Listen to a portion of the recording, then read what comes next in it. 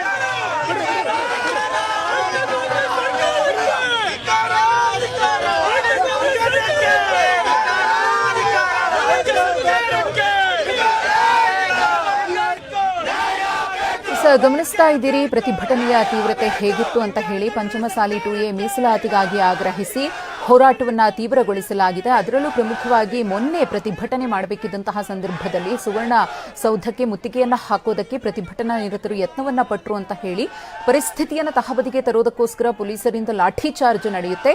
ಅದನ್ನು ಕೂಡ ಇವತ್ತು ಖಂಡಿಸಿ ಇಲ್ಲಿ ಹೋರಾಟವನ್ನ ಮಾಡಲಾಯಿತು. ಇನ್ನು ಬ್ಯಾನರ್ ಅನ್ನ ಪೊಲೀಸರು ತೆರವುಗೊಳಿಸುವುದಕ್ಕೆ ಮುಂದಾಗ್ತಾರೆ. ಆಗ ಪ್ರತಿಭಟನೆ ಮತ್ತಷ್ಟು ಉಗ್ರ ಸ್ವರೂಪವನ್ನ ಪಡೆದುಕೊಳ್ಳುತ್ತೆ. ರಸ್ತೆಯಲ್ಲೇ ಕೂತು ಪ್ರತಿಭಟನಾ ನಿರತರು ಪೊಲೀಸರ ನಡೆಯ ವಿರುದ್ಧ ಮತ್ತು ರಾಜ್ಯ ಸರ್ಕಾರದ ವಿರುದ್ಧ ತಮ್ಮ ಆಕ್ರೋಶವನ್ನ ಹೊರಹಾಕ್ತಾರೆ. ಗಮನಿಸ್ತಾ ಇದ್ದೀರಿ. ಹೀಗಾಗಿ ಈ ಒಂದು ಹೋರಾಟದ ಸ್ವರೂಪ ಹೆಚ್ಚಾಗ್ತಾ ಇದ್ದ ಹಾಗೆ ಅಲ್ಲಿ ವಾಹನ ಸವಾರರು ಒಂದಷ್ಟು ಪರದಾಡಬೇಕಾದಂತಹ ಪರಿಸ್ಥಿತಿ ಕೂಡ ಉಂಟಾಯಿತು.